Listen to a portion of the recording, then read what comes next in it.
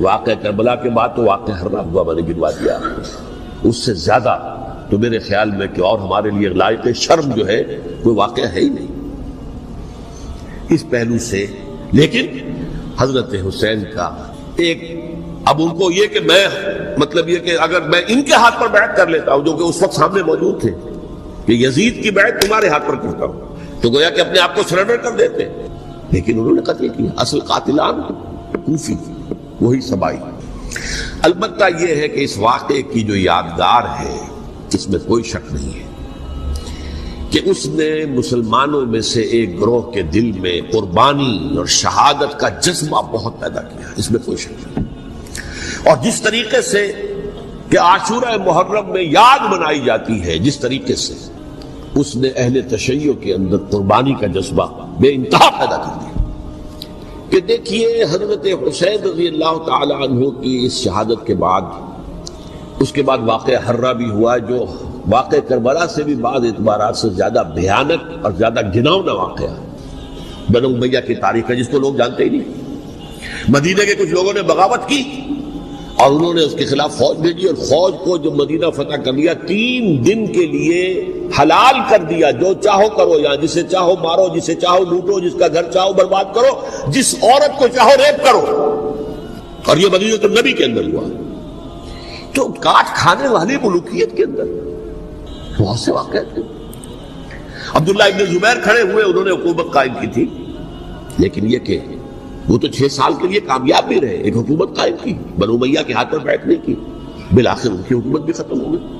پھر حضرت زید کھڑے ہوئے، انہوں نے بغاوت کی، وہ بھی ناکام رہ گئے۔ پھر بنو عباس میں کھڑے ہوئے حضرت نفس زکیہ، حضرت حسن رضی اللہ تعالیٰ عنہ کی اولاد میں سے، وہ بھی ناکام ہو گئے، شہید ہو گئے۔ پھر یہ سمجھ لیا گیا کہ اب یہ جہاں تک 6ٹھی منزل ہے وہ تو دوبارہ تعمیر نہیں ہو سکتی، یہ تو جس کی لاٹھی اس کی بھینس، جس کے پاس طاقت ہوگی اس کی حکومت ہوگی، جس کا قبیلہ زیادہ قوی ہوگا، جس قبیلے میں زیادہ عصبیت ہوگی، مضبوط ہوگا، متحد ہوگا، طاقتور ہوگا، اسی کی حکومت ہوگی۔ البتہ اس کے نیچے لوگوں کے اخلاق کی اصلاح کرو۔ صوفیاء کرام نے وہ کام اپنے ذمہ لیا، اور بالکل وہی کام ہے کہ جو ائمہ اہل بیت کرتے رہے۔ حضرت حسن کی اولاد میں، پھر حضرت علی بن حسین رضی اللہ تعالی، حضرت حسین کی اولاد میں، پھر امام محمد باقر، امام محمد جعفر صادق، اور اس کے بعد بھی 5 اور، کسی نے بغاوت نہیں کی۔ جیسے علماء کرام کام کر رہے تھے اور جیسے صوفیاء کرام کام کر رہے تھے، ایسے ہی وہ مسلمانوں کی علمی تربیت، روحانی تربیت اور تزکیہ کر رہے تھے، کسی نے حکومت کو چیلنج نہیں کی۔ نوٹ کر لیجیے اس بات میں۔ پھر میں نے عرض کیا کہ جہاں تک خلفاء ثلاثہ کی شہادت کا اور شہادت حسین یا سانحہ کربلا رضی اللہ تعالی عنہم اجمعین کا تعلق ہے، اصل میں اس کو نہیں سمجھ سکتے لوگ جب تک کہ ریولیوشن اور کاؤنٹر ریولیوشن کا فلسفہ سمجھ میں نہ آئے۔ جب کسی ملک میں، کسی خطہ ارضی میں کوئی انقلابی تحریک چل رہی ہوتی ہے، ظاہر بات ہے ابتدا میں تو انقلابی لوگ چند ہوتے ہیں، کمزور ہوتے ہیں، ضعیف ہوتے ہیں، ان سے کوئی خطرہ محسوس نہیں ہوتا، لیکن کشاکش کے دوران ایک وقت آ جاتا ہے کہ پھر جو مخالف انقلاب ہیں وہ یہ سمجھ بیٹھتے ہیں، سمجھ جاتے ہیں کہ اب ہماری پیش نہیں جا رہی، اب ہمارا بس نہیں چلے گا، لہذا سر جھکا دو۔ اسے پنجابی محاورے میں کہا جاتا ہے نیوی پاؤ، اس وقت کو گزارو۔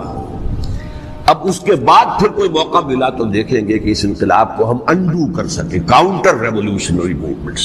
یہ اصل میں فلسفہ سمجھ میں نہ آئے اور ریولیوشن کا فلسفہ سمجھ میں نہ آئے تو سیرت النبی سمجھ میں نہیں آ سکتی۔ منہج انقلاب نبوی میری کتاب ہے، اس کو پڑھیے تو سیرت کا وہ تجزیہ آپ کے سامنے آئے گا جو آپ کی آنکھیں کھول دے گا کہ سیرت کو ہم کیا سمجھتے رہے اور سیرت اصل میں ہے کیا۔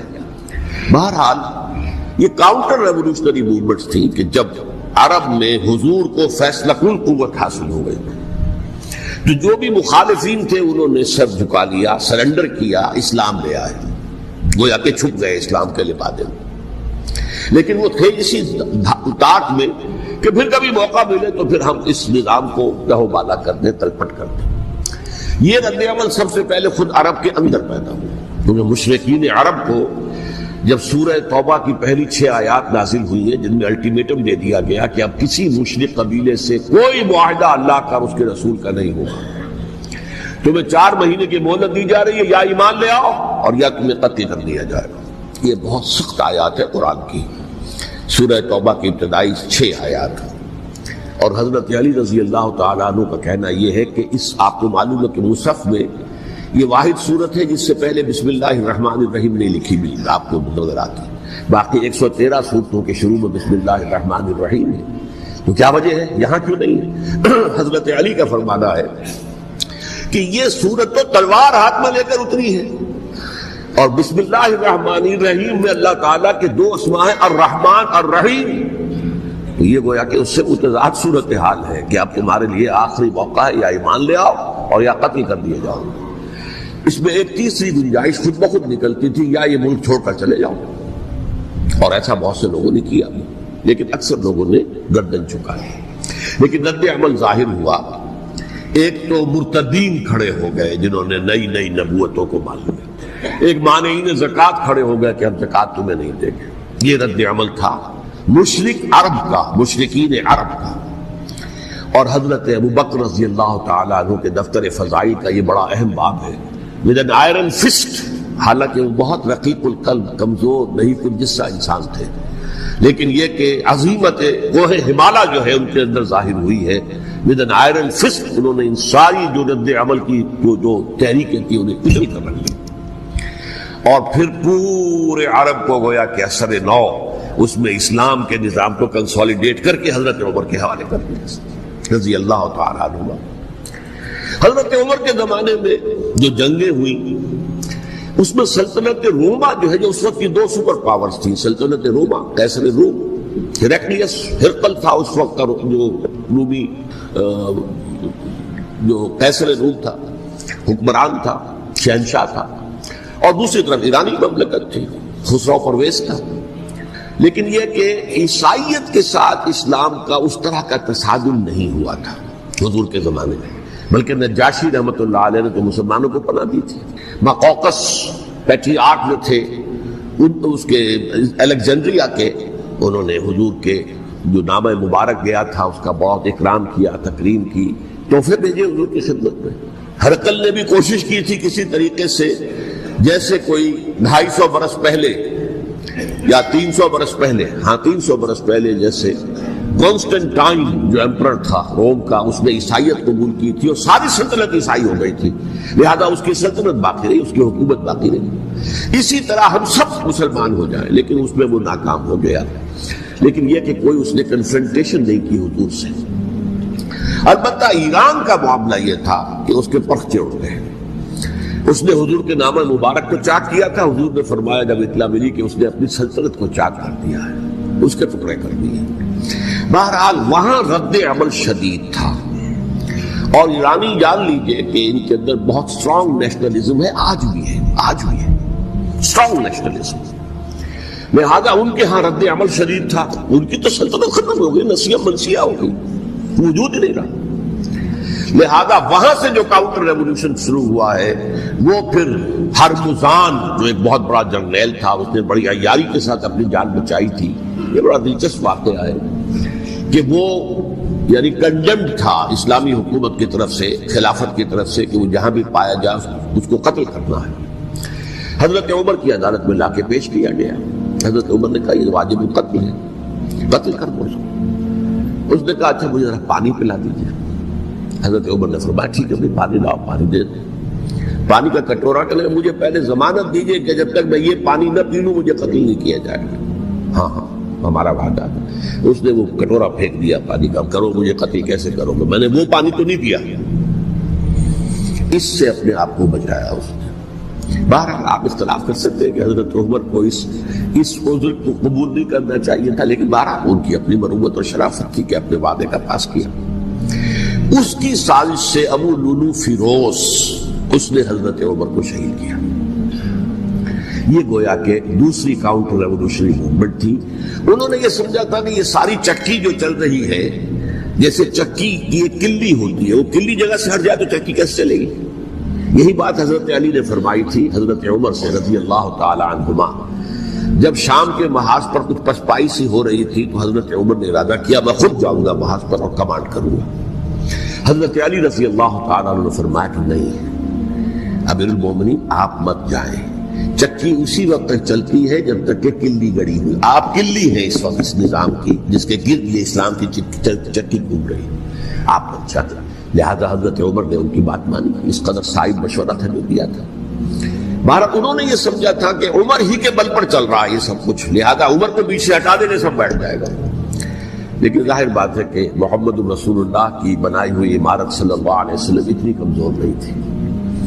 اس کے بعد حضرت عمر کے انتقال کے بعد حضرت عثمان کا انتخاب ہوا, اور حضرت عثمان کے بھی 10 سال پہلے جو ہے وہ بالکل حضرت عمر کی جو دور خلافت ہے اس کے بالکل مشابہ ہے, مماثل.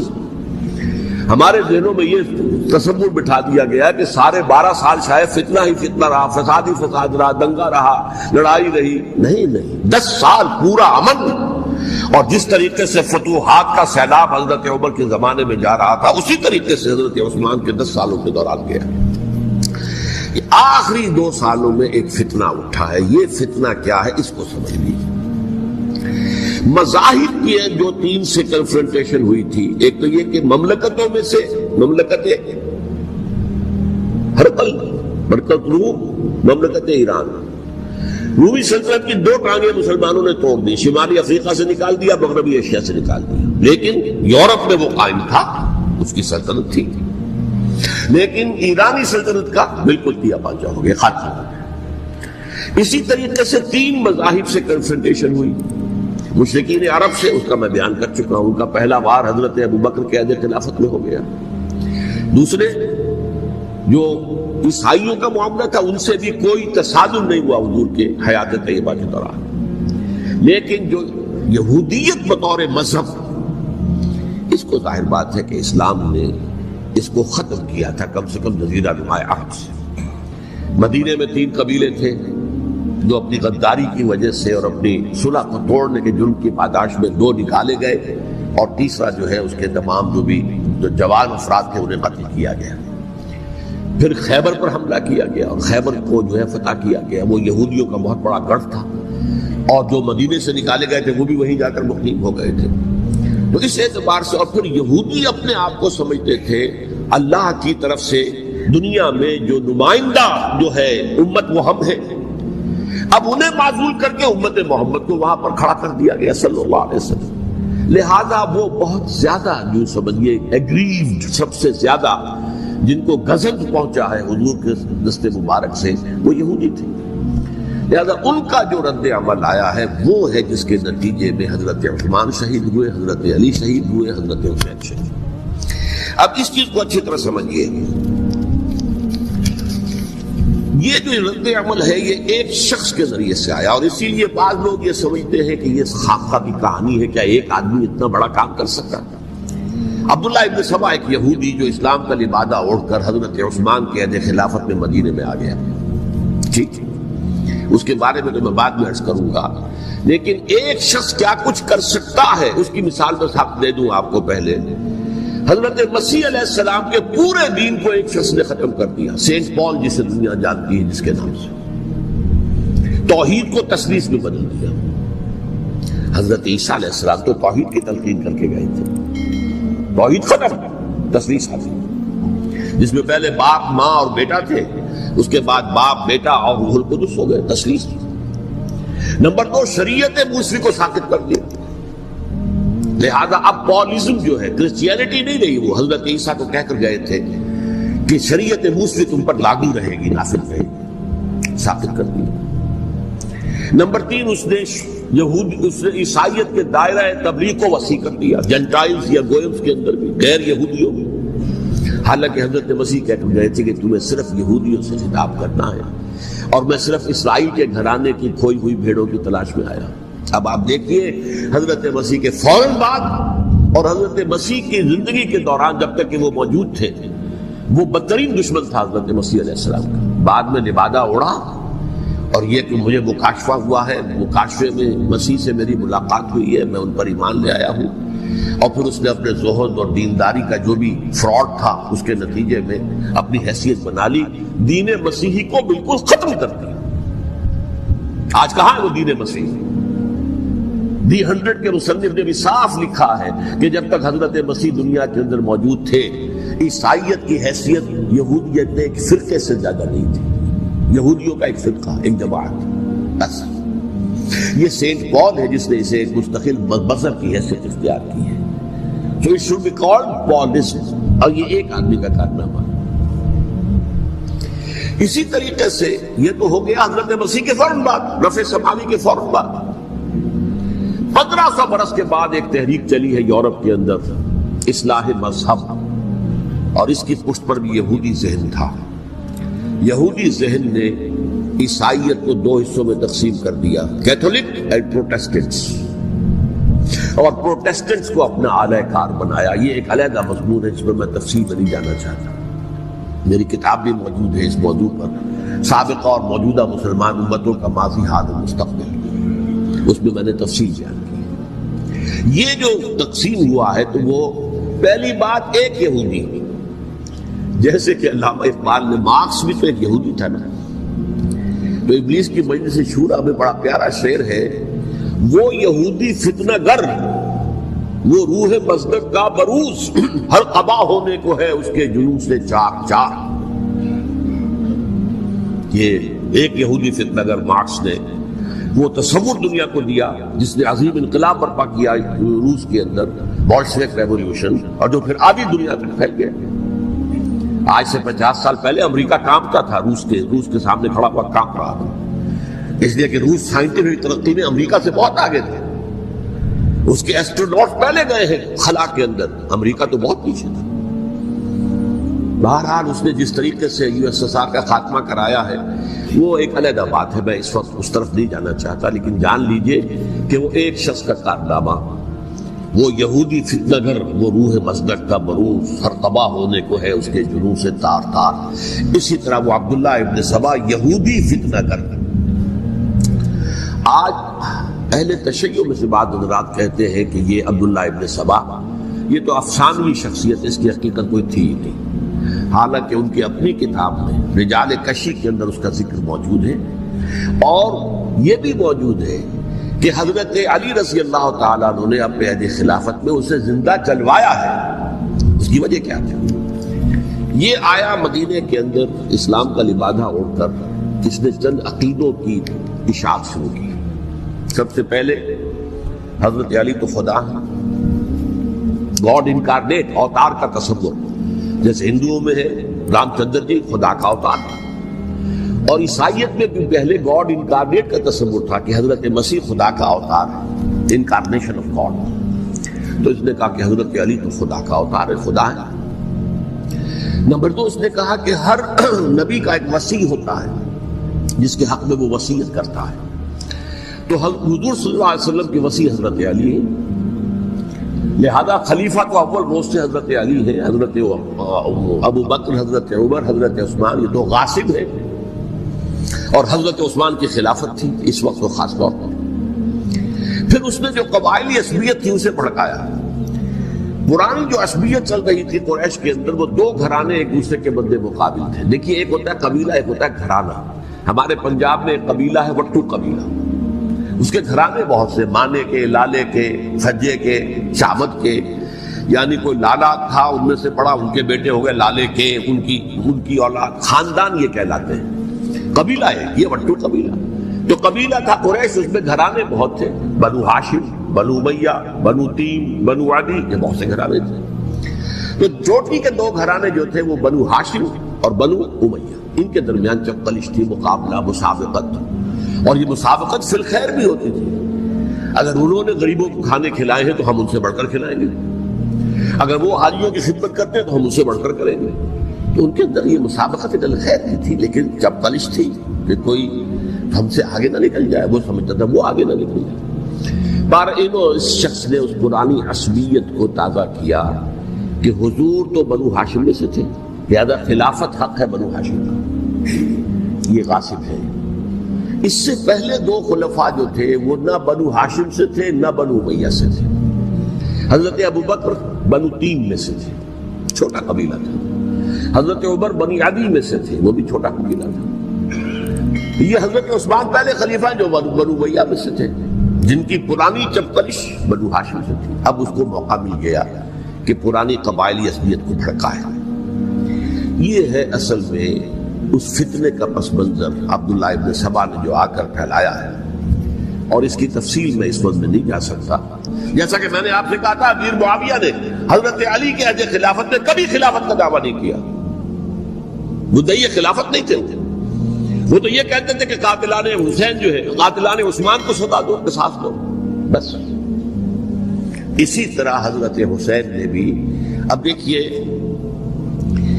اس ضمن میں اس میں کوئی شک نہیں ہے، حضرت حسین رضی اللہ تعالی عنہ کی جو شہادت ہوئی ہے، ان کے ساتھیوں کی، اعزاء و اقارب کی، تاریخ انسانی میں یہ عزم، ہمت، شجاعت، مثابرت، صبر، استقلال، استقامت، اس کی بہت روشن مثال ہے، بہت روشن مثال ہے، بہت روشن مثال ہے۔ لیکن اس سے تاریخ کی رفتار پر کوئی اثر نہیں پڑا۔ وہ جو ملوکیت آ گئی تھی وہ اور گہری سے گہری ہوتی چلی گئی۔ واقعہ کربلا کے بعد تو واقعہ ہر ہوا میں نے گنوا دیا، اس سے زیادہ تو میرے خیال میں کہ اور ہمارے لیے لائق شرم جو ہے کوئی واقعہ ہے ہی نہیں اس پہلو سے۔ لیکن حضرت حسین کا ایک، اب ان کو یہ کہ میں، مطلب یہ کہ اگر میں ان کے ہاتھ پر بیعت کر لیتا ہوں، جو کہ اس وقت سامنے موجود تھے، کہ یزید کی بیعت تمہارے ہاتھ پر کرتا ہوں، تو گویا کہ اپنے آپ کو سرنڈر کر دیتے۔ وہی خطرہ جو امیر معاویہ کو تھا کہ مجھے وہ تو پہنچنے بھی نہیں دیں گے علی تک رضی اللہ تعالیٰ عنہ، اور مجھے پہلے شہید کر دیں گے، یہی خطرہ حسین کو تھا رضی اللہ تعالیٰ عنہ کہ مجھے یزید تک پہنچنے نہیں دیں گے، پہلے قتل کر دیں گے۔ اور ویسے بھی یہ ایک شرافت، مروت اور حمیت اور غیرت اور عزت نفس کا تقاضا بھی تھا کہ بھائی معاملہ ہے یزید کا، میرا مجھے وہاں جانے دو، اللہ اللہ خرچ ہوگا، یو کین اسکورٹ می، میرے دائیں بائیں چلو تاکہ میں کہیں اور بھاگ نہ جاؤں تمہارے خیال میں، مجھے وہاں پہنچا دو، میں وہاں پہ جا کر سے معاملہ کر لوں۔ لیکن انہوں نے قتل کیا، اصل قاتلان کوفی، وہی سبائی۔ البتہ یہ ہے کہ اس واقعے کی جو یادگار ہے اس میں کوئی شک نہیں ہے کہ اس نے مسلمانوں میں سے ایک گروہ کے دل میں قربانی اور شہادت کا جذبہ بہت پیدا کیا، اس میں کوئی شک نہیں۔ اور جس طریقے سے کہ عاشورہ محرم میں یاد منائی جاتی ہے، جس طریقے سے اس نے اہل تشیع کے اندر قربانی کا جذبہ بے انتہا پیدا کر دیا، اگرچہ وہ جذبہ بروئے کار نہیں آتا، اس لیے کہ ان کے ہاں یہ عقیدہ ہے، یہ طے ہے کہ جب تک حضرت مہدی ظاہر نہیں ہوں گے ہم کسی کے خلاف بغاوت نہیں کریں گے۔ یہ پوری تاریخ میں ان کا معاملہ رہا، تمام جو ہے ائمہ اہل بیت کا معاملہ رہا، جب تک مہدی نہیں آتے keep sitting and keep waiting, wait and see, that's all. یہ تو خمینی صاحب نے کیا ہے، آیت اللہ خمینی صاحب نے، کہ انہوں نے یہ ایران کے شیعوں کو باور کرایا کہ بھائی جب آئیں گے حضرت مہدی آ جائیں گے، لیکن ہم اب ہاتھ پر ہاتھ رکھ کر بیٹھے رہیں، باطل کو چیلنج بھی نہ کریں، ہمیں کچھ تو کرنا چاہیے، وہ ہاتھ پاؤں ہلانے چاہیے، اور کچھ نہیں تو مہدی کا راستہ جو ہے صاف کرنا چاہیے، تمہید کرنی چاہیے، ان کے راستہ ہموار کیا جائے۔ تو یہ ان کی بڑی عظمت ہے آیت اللہ خمینی صاحب کی کہ اہل تشیع ایران کے جو ہے ان سے انہوں نے یہ بات منوا دی کہ ہم بالکل انرٹ نہیں بیٹھے رہیں گے، بلکہ اپنے نائب امام قرار دے کر اور ولایت فقیہ کے فلسفے کے حوالے سے، یہ دو چیزیں ان کی جو ہے بنیادی فلسفے کی ہیں، وہ اس وقت میرا موضوع نہیں ہے، انہوں نے عوام کو ایسا کھڑا کیا ہے کہ 20,000 سے لے کر 30,000 کے درمیان انسانوں نے جانے دی، عورتوں کے جلوس نکلے، شیرخوار بچہ گود میں ہے عورت کے، اور گولی کھا رہی ہے، مر رہی ہے، گر رہی ہے۔ اب سوچئے زندگی کتنی عزیز ہوتی ہے، اور شیرخوار بچے کے لیے ماں کی جو زندگی ہے، اس ماں کو اپنی زندگی کتنی عزیز تر ہوگی کہ اپنے لیے نہیں تو اس بچے کے لیے مجھے جینا ہے، لیکن نہیں، گولیاں کھائیں گری۔ یہ جذبہ انہی میں ہے۔ واقعہ یہ ہے کہ اہل سنت کے اندر یہ جذبہ نہ ہونے کے برابر ہے۔ یہ میں واشگاف الفاظ میں کہہ رہا ہوں، پورے عالم اسلام میں صرف شیعہ ایران ایسا نکلا ہے کہ جس نے بادشاہت کا خاتمہ کیا، باقی سعودی عرب میں بادشاہت بیٹھی ہوئی ہے، ڈٹ کر بیٹھی ہوئی، اربوں ڈالر کا ایک ایک محل بنتا ہے ان بادشاہوں کا، اور سنی سن کوئی حرکت نہیں۔ وہ تو اب جو حرکت ہو رہی ہے وہ اینٹی امریکن حرکت ہے جو ہو رہی ہے، در حقیقت وہ مسئلہ بالکل دوسرا ہے جو اس وقت ہو رہا ہے، لیکن یہ کہ عالم اسلام میں کوئی تحریک ایسے نہیں اٹھی۔ یہ اہل تشیع میں ہے جو بالکل استثنائی بات ہے کہ انہوں نے جو ہے ایک ایسا بادشاہ جس کو کہا جاتا تھا کہ اس کا جو اسلحہ خانہ ہے وہ ایشیا میں سب سے بڑا اسلحہ خانہ ہے، جو 2500 سالہ پرانی جو ایک عظمت تھی ایران کی، اس کو دوبارہ تازہ اور زندہ کرنا چاہتا تھا۔ 2500 سالہ برسی اس نے منائی تھی، اس کے لیے ایک شہر آباد کیا تھا کہ خسرو یا سائرس یا ذوالقرنین قرآن مجید کی اصطلاح میں اس کی یادگار بنائی تھی، اور وہ سوچ رہا تھا کہ وہی عظمت دوبارہ ایران کی ہوگی جو کہ خسرو کے زمانے میں تھی، جس کا قرآن مجید میں سورہ کہف کے اندر ذکر ہے، مشرقی فتوحات، مغربی فتوحات، شمالی فتوحات۔ تو وہ بادشاہ ہے، اس کو بھاگنا پڑا قربانی کی وجہ سے۔ تو یہ جو ہے واقعہ کربلا نے، اس میں کوئی شک نہیں ہے کہ ایک ایسی مشعل روشن کی ہے جس کو کہ ہر شخص کو دیکھنا چاہیے۔ یہ بھی انسان، جیسے کہ اقبال نے ایک شعر کہا تھا غالب کے لیے، فکر انسان پر تیری ہستی سے یہ روشن ہوا ہے، پرے برغ تخیل کی رسائی تاک ہو جا۔ تو فکر انسان پر حضرت حسین کی قربانی سے یہ واضح ہوا ہے کہ انسان کس حد تک جا سکتا ہے قربانی دینے کے لیے اپنے کسی مقصد کے لیے۔ مقصد ان کا جو تھا، میں نے اسی لیے آیت پڑھی تھی، معاذ اللہ ثم معاذ اللہ۔ میں ایک آخری بات جو کہہ رہا ہوں وہ نوٹ کر لیجئے، ایک خاص انتہائی نقطہ نظر کے عام کیے جانے کی وجہ سے سنیوں میں بھی ایک انتہائی رد عمل پیدا ہوا ہے۔ ایکسٹریم رائٹسٹ سنی سے اگر ایک طرف سے حملہ کیا گیا ہے حضرت عثمان کی نیت پر، ان کو خیانت کا الزام لگایا گیا، ان پر اقربا پروری کا الزام لگایا گیا، حضرت ابو موسیٰ اشعری پر خیانت اور غداری کا الزام لگایا گیا، یہ ساری چیزیں اگر صحابہ کرام کے اوپر ہوئی، امیر معاویہ پر، امیر اور عمرو بن العاص پر، تو جواب میں کچھ لوگ کھڑے ہو گئے۔ حضرت علی وہ اقتدار کے طالب تھے، معاذ اللہ ثم معاذ اللہ ثم معاذ اللہ۔ یہ اہل سنت کا موقف نہیں ہے۔ حضرت حسین اقتدار کے طالب تھے، ہرگز نہیں، ہرگز نہیں، ہرگز نہیں۔ وہی اصول جو میں نے بتایا تھا سب کے لیے لاگو رہے گا، وہ امیر معاویہ کے لیے ہے۔ کوئی ذات دے نہ جلال دے، مجھے صرف اتنا کمال دے، مجھے اپنی راہ پہ ڈال دے، زمانہ میری مثال دے، کوئی ذات دے نہ جلال دے، مجھے صرف اتنا کمال دے، تیری رحمتوں کا نزول ہو مجھے محنتوں۔ تو حضرت علی کے لیے بھی، حضرت حسین کے لیے بھی ہے، یہ نیک نیت ہے۔ آپ ان کی کسی رائے سے اختلاف کر سکتے ہیں لیکن ان کی نیت پر حملہ نہیں کریں گے۔ نیت پر حملہ کریں گے آپ کا ایمان بالرسالت جو ہے وہ بدل ہو جاتا ہے۔ یہ رسول کے ساتھ ہے، رسول نے ان کا تزکیہ کیا، یتلو علیہم آیاتہ ویزکیہم، اس کا سارا عمل محمد کا کیا ہوا صلی اللہ علیہ وسلم۔ تو صحابی کے معاملے میں یہ ہمارے ہاں ان کو اہل سنت جو ہیں، جو معتدل مزاج کے، اکثریت ان کی تو چند لوگ ہیں، ذرا قلم چلا لیتے ہیں تو ان کی بہت سی کچھ چھوٹی چھوٹی کتابیں بھی شائع ہو گئی ہیں بہت، لیکن انہیں اہل سنت نے قرار دیا ناصبی یا خارجی۔ جیسے خوارج نے کہا تھا حضرت علی بھی کافر ہیں اور حضرت ابی معاویہ بھی کافر ہیں، حضرت عمرو بن العاص بھی کافر ہیں، معاذ اللہ ثم معاذ اللہ۔ ایسے ہی کچھ لوگ حضرت حسین پر بھی الزام لگاتے ہیں کہ اقتدار کی حوث و طلب کے اندر انہوں نے یہ سارا سفر کیا تھا، اور بس یہ ہے کہ وہ جو بازی تھی وہ ہار گئے۔ اللہ اللہ خیر صلی اللہ، اس سے آگے کیا ہے باب نہیں، معاذ اللہ ثم معاذ اللہ۔ اسی لیے میں نے آیت آج جو پڑھی تھی ایک اور جو بہت بظاہر آپ کو معلوم ہوئی ہوگی، غیر متعلق ہے میرے آج کے عنوان سے، تلک الدار الآخرۃ نجعلھا للذین لا یریدون علوا فی الارض ولا فسادا۔ یہ سورہ قصص کے آخری آیات میں سے، دیکھو یہ آخرت کا گھر جو ہے وہ ہم خاص کر دیں گے ان لوگوں کے لیے جو اس زمین میں اپنے اقتدار کے طالب نہیں ہوتے۔ زمین میں اقتدار کے طالب ہوگے فساد ہو جائے گا، تم بھی طالب میں بھی طالب، جھگڑا ہوگا، لڑائی ہوگی، دنگا ہوگا، فساد ہوگا۔ تلک الدار الآخرۃ نجعلھا للذین لا یریدون علوا فی الارض ولا فسادا۔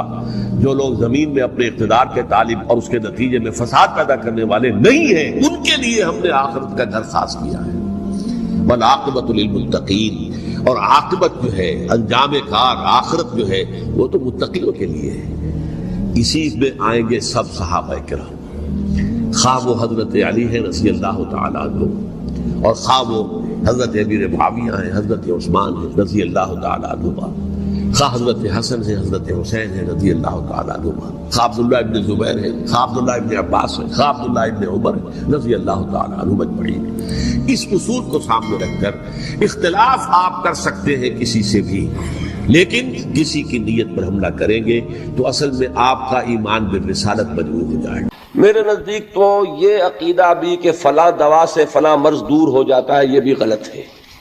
ہم ان چیزوں کو ذرائع کے درجے میں رکھ کر استعمال کریں اور شفا اللہ کے ہاتھ میں سمجھیں، یہ ہے ایمان کا تقاضا۔ بہتر سے بہتر دوا بھی شفا نہیں بخش سکتی جب تک کہ اللہ کا اذن نہ ہو، اور اللہ تعالیٰ شفا دے سکتا ہے بغیر کسی ذریعے کے، اس کا اختیار مطلق ہے۔ یہ تو ہے ایمان کی بات۔ باقی ذرائع میں اگر کوئی جھاڑ پھونک میں کوئی مشرکانہ کلمات نہ ہو، کوئی غلط چیز نہ ہو، بلکہ کوئی آیات قرآنیہ کے ذریعے سے ہو رہا ہو، تو اس کو حرام کوئی نہیں کہہ سکتا۔ البتہ توکل کے بارے میں حضور نے متوکلین کی صفات میں یہ فرمایا ہے، لا یرقون ولا یسترقون، نہ وہ جھاڑ پھونک کرتے ہیں نہ کرواتے ہیں، وہ اللہ پر توکل رکھتے ہیں۔ دوا کا جہاں تک معاملہ ہے، دوا ہے سنت، دوا کرنا سنت ہے، لہذا دوا جو ہے عام، جو یعنی طبیب کی دوا، ڈاکٹر کی دوا، وہ علیحدہ شے ہو جائے گی۔ اس میں بھی یہ یقین نہ رکھیے کہ شفا اس دوا میں ہے، بلکہ یقین تو یہ رکھیے شفا تو اللہ کے ہاتھ میں ہے، لیکن مسنون ہے علاج کرانا، تو ہم سنت پر عمل کرتے ہوئے علاج کرا رہے ہیں۔ لیکن چونکہ جھاڑ پھونک کرانا حضور سے ثابت نہیں، لہذا وہ جھاڑ پھونک جو ہے وہ تو اس زمرے میں نہیں آئے گا۔ اور حضور نے ترغیب یہ دی ہے، حضور نے فرمایا، ایک حدیث ہے کہ میری امت کے 70,000 افراد بغیر حساب کے جنت میں داخل ہوں گے۔ یہ کون ہوں گے پوچھا گیا، آپ نے فرمایا یہ متوکلون ہوں گے، جو اللہ پر توکل رکھتے ہیں۔ پھر پوچھا گیا کہ متوکلون کون ہے، تو ان کی صفات میں حضور نے فرمایا یہ بھی ہے کہ وہ نہ لا یرقون ولا یسترقون، نہ وہ کہیں جھاڑ پھونک کرتے ہیں نہ۔ اب یہ ہے آیت الکرسی، توحید کے عظیم ترین خزانوں میں سے ہے، ہی سیدۃ آیات القرآن۔ حضور نے فرمایا یہ تمام آیات قرآنی کی سردار ہے۔ جس طریقے سے آیہ بر اور سورۃ العصر میں ایک نسبت ہے کہ ہدایت اور نجات کی شرائط ساری کی ساری ایک چھوٹی سی صورت میں اللہ نے جمع کر دی، والعصر ان الانسان لفی خسر الا الذین آمنوا وعملوا الصالحات وتواصوا بالحق وتواصوا بالصبر، لیکن اس کی تفصیل ایک آیت میں آئی، وہ آیت البر ہے۔ چنانچہ جو منتخب نصاب ہم نے مرتب کیا ہے دعوت قرآن کے لیے، میں پہلا درس سورۃ العصر کا ہے اور دوسرا درس آیت البر کا ہے۔ جو نسبت سورۃ العصر میں ہے کہ وہ سورت ہے، یہ آیت ہے، لیکن اس آیت میں کئی صورتیں نکل سکتی ہیں حجم کے اعتبار سے سورۃ العصر کے برابر۔ یہی نسبت ہے سورہ اخلاص میں، 4 آیتیں، توحید کا عظیم ترین خزانہ، اور یہ آیت الکرسی، یہ آیت ہے۔ سورہ اخلاص اس میں 4 بن جائیں گی حجم کے اعتبار سے، لیکن اسے حضور نے ثلث قرآن قرار دیا ہے۔ توحید کے موضوع پر جامع ترین سورۃ الاخلاص، لیکن توحید اور خاص طور پر توحید فی الصفات کے موضوع پر عظیم ترین آیت یہ آیت الکرسی۔ اللہ لا الہ الا ہو، اللہ وہ معبود برحق ہے جس کے سوا کوئی الہ نہیں، بڑا کیٹیگوریکل۔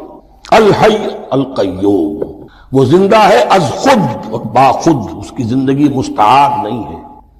وہ جو کہا ہے کہ مانگ کے لائے تھے 4 دن، 2 آرزو میں کٹ گئے 2 انتظار میں، عمر دراز مانگ کے لائے تھے۔ اللہ کی زندگی ہے، اس کی از خود زندگی کسی کی دی ہوئی نہیں، اور اس زندگی میں کوئی ضعف نہیں، کوئی کمزوری نہیں، کوئی احتیاج نہیں، آگے آ جائے گا، نہ اسے نیند آتی ہے نہ اونگ آتی ہے۔ قیوم، خود اپنی جگہ وہ زندہ جاوید ہستی ہے، اور باقی ہر شے کا وجود اس کے حکم سے قائم ہے، کوئی شے قائم نہیں ہے بغیر اس کے اذن کے۔ تو گویا کہ الحد، احد اور الصمد، اللہ اپنی جگہ احد، لیکن باقی پوری کائنات کے لیے صمد ہے۔ جو سورہ اخلاص میں 2 الفاظ آئے ہیں، قل هو اللہ احد اللہ الصمد، اللہ حی ہے اور قیوم ہے۔ لا تأخذہ سنۃ ولا نوم، اس پر غالب نہیں ہو سکتی نہ نیند نہ اونگ۔ لہ ما فی السماوات و ما فی الارض، آسمان اور زمین میں جو کچھ ہے اسی کا ہے، ملکیت تامہ، ملکیت حقیقی اس کی ہے۔ من ذا الذی یشفع عندہ الا باذنہ، کون ہے وہ جو شفاعت کر سکے اس کے پاس مگر اس کی اجازت سے۔ اب یہ مقام آیا ہے سورہ بقرہ میں پہلی مرتبہ، 3 مرتبہ کیٹیگوریکل ڈینائل کے بعد، کوئی شفاعت نہیں، کوئی شفاعت نہیں، کوئی شفاعت نہیں۔ یہاں بھی جو انداز ہے بہت ہی جلالی انداز ہے، من ذا الذی، کس کی یہ حیثیت ہے، کس کا یہ مقام ہے، کس کو یہ زور حاصل ہے کہ وہ اپنے اختیار کے بل پر جو اپنی حیثیت کی بنیاد پر شفاعت کر سکے؟ ہاں، جس کے لیے اللہ اجازت دے دے۔ استثناء کے ساتھ شفاعت کا یہاں پر پہلی مرتبہ آیا، ورنہ سورہ بقرہ کے 6 رکوع کی دوسری آیت وَاتَّقُوا يَوْمًا لَا تَجْزِي نَفْسٌ عَن نَفْسٍ شَيْئًا وَلَا يُقْبَلُ مِنْهَا شَفَاعَةٌ وَلَا يُؤْخَذُ مِنْهَا عَدْلٌ وَلَا هُمْ يُنصَرُونَ۔ 15ویں رکوع کی دوسری آیت وَاتَّقُوا يَوْمًا لَا تَجْزِي نَفْسٌ عَن نَفْسٍ شَيْئًا وَلَا يُقْبَلُ مِنْهَا عَدْلٌ وَلَا تَنفَعُهَا شَفَاعَةٌ وَلَا هُمْ يُنصَرُونَ۔ اور اب اس سے پہلے کی آیت میں آ چکا ہے وَلَا شَفَاعَةٌ، کوئی شفاعت مفید نہیں ہوگی، لیکن یہ کہ اس میں ایک استثناء ہے۔ اب یہ ذرا باریک مسئلہ ہے کہ شفاعت حقہ کیا ہے، شفاعت باطلہ کیا ہے، تو دورہ ترجمہ قرآن میں اتنی تفاصیل کے ساتھ بحث نہیں کی جا سکتی، وہ ایک علیحدہ موضوع ہے۔ حال ہی میں نے اس پر اپنے درس ریکارڈ کرا دیے ہیں۔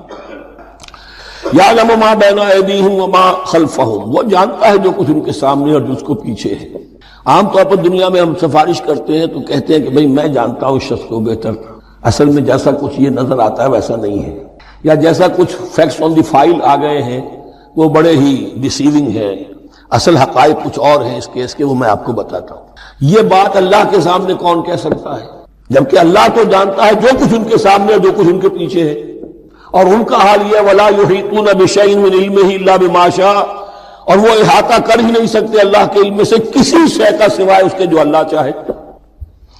باقی ہر ایک کے پاس علم جو ہے اللہ کا عطائی علم ہے، دیا ہوا علم ہے، محدود علم ہے، بڑے سے بڑا رسول ہو، بڑے سے بڑا ولی ہو، بڑے سے بڑا فرشتہ ہو۔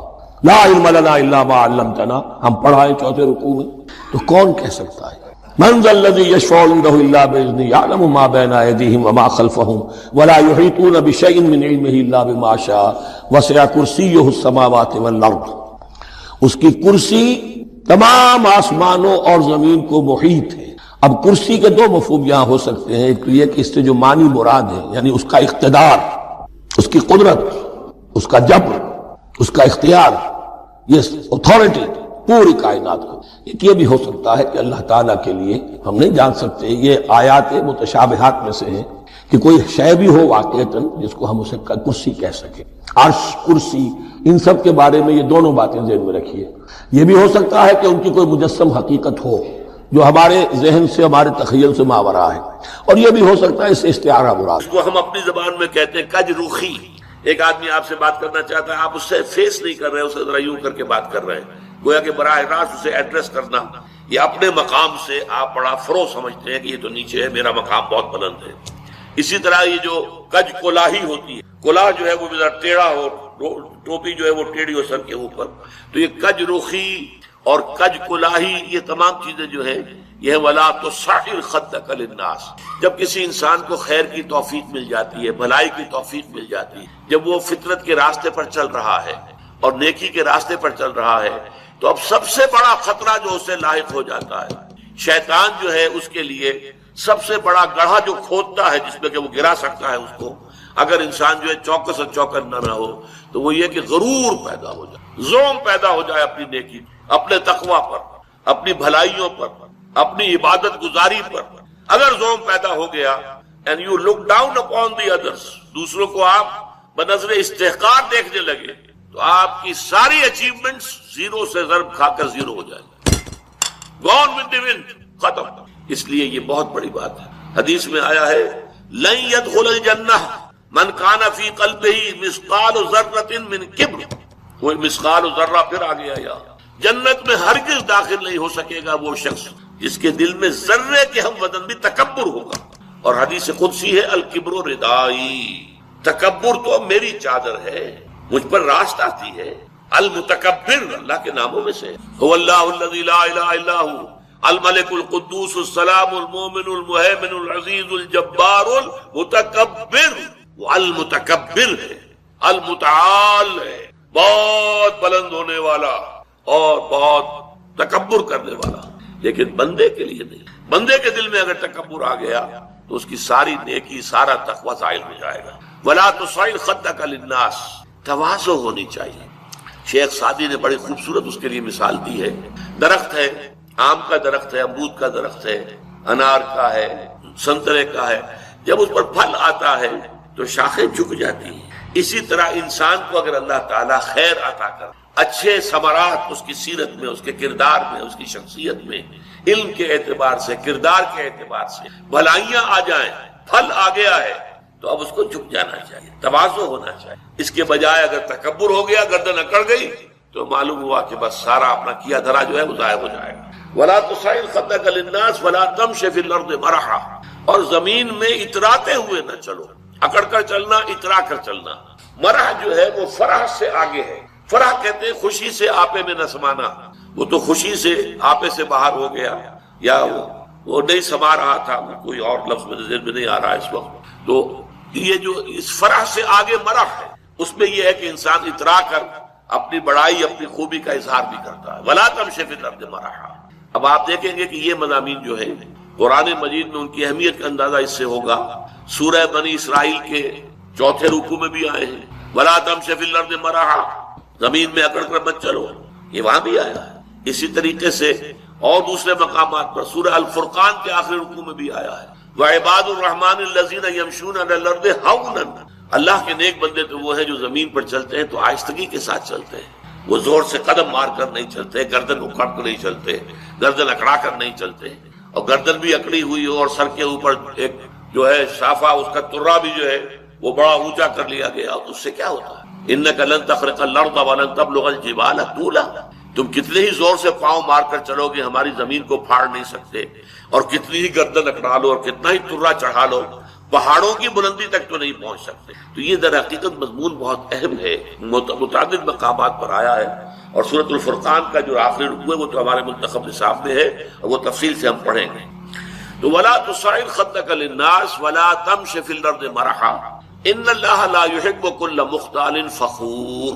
یقیناً اللہ تعالیٰ کو بالکل پسند نہیں ہے جو اکڑ کر چلنے والے ہیں اور شیخی خورے ہیں. مختال کا لفظ بڑا پیارا ہے، یہ خیل سے بنا ہے. خیل جو ہے اعلیٰ نسل کا گھوڑا، بہت اونچی جس کی پیڈگری ہو.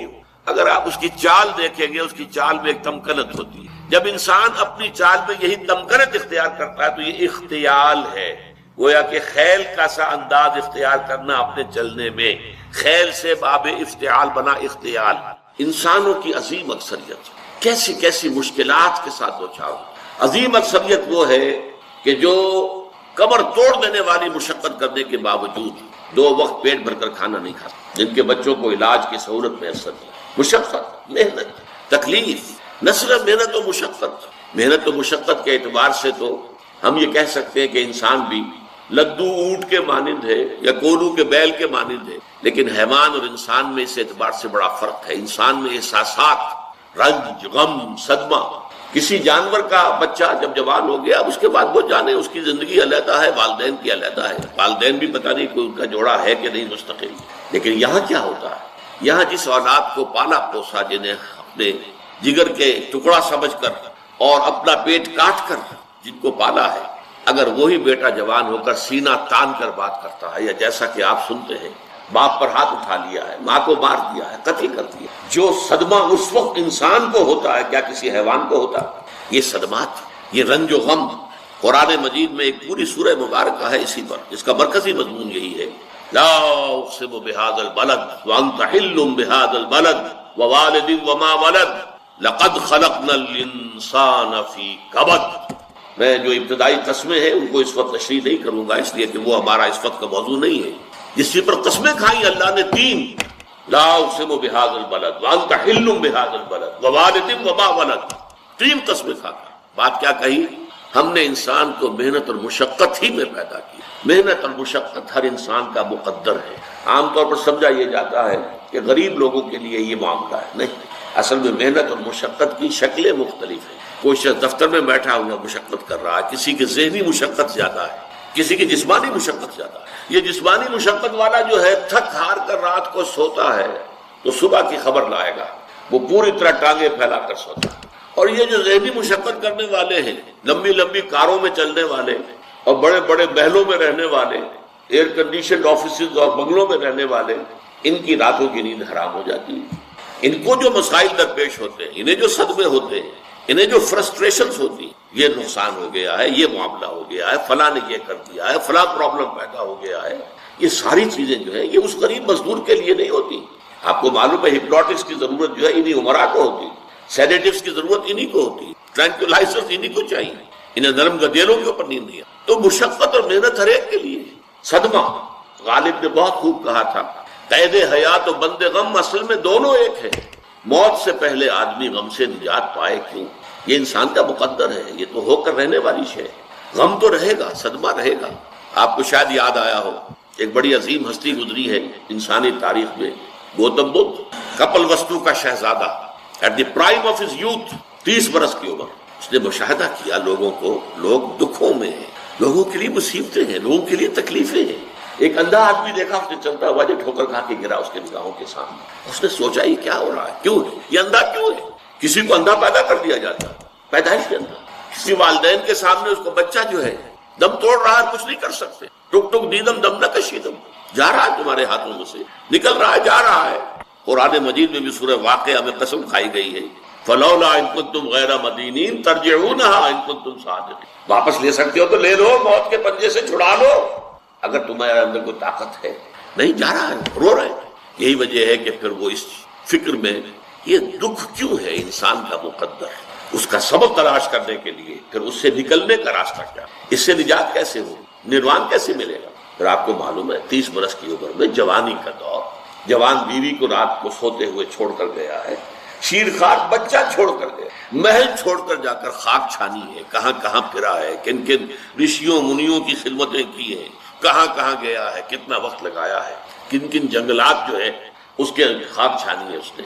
بہرحال اسے کیا ملا کیا نہیں ملا یہ میں اس سے بحث نہیں کرتا، اس لیے کہ ظاہر بات ہے کہ وہ حضرت مسیح علیہ السلام سے بھی قبل کی شخصیت ہے، اور اکثر لوگوں کی تعلیمات بگڑ گئی ہیں۔ حضرت مسیح علیہ السلام کی تعلیمات اگر قرآن مجید ہمیں نہ بتائے تو ہمیں کیسے معلوم ہو کہ ان کی اصل تعلیم کیا تھی؟ عیسائی جس مسیح کو ماننے والے ہیں اس مسیح کو تو ہم نہیں مانتے، اللہ کا بیٹا تو ہم نہیں مانتے، لیکن اگر قرآن مجید واضح نہ کرتا تو ہمیں کیسے معلوم ہوگا؟ اسی طرح گوتم بدھ کے بارے میں جو کچھ کہتے ہیں ان کے ماننے والے، اس کی طرف نہ جائیے، وہ کیا تھا حقیقت میں ہم نہیں جان سکتے، لیکن یہ ضرور ہے کہ اس کے فلسفے کا جو مین تھیم ہے، سروم دکھم، all is pain, all is suffering, all is agony، سروم دکھم، درد ہی درد ہے، رنج ہی رنج ہے، غم ہی غم ہے۔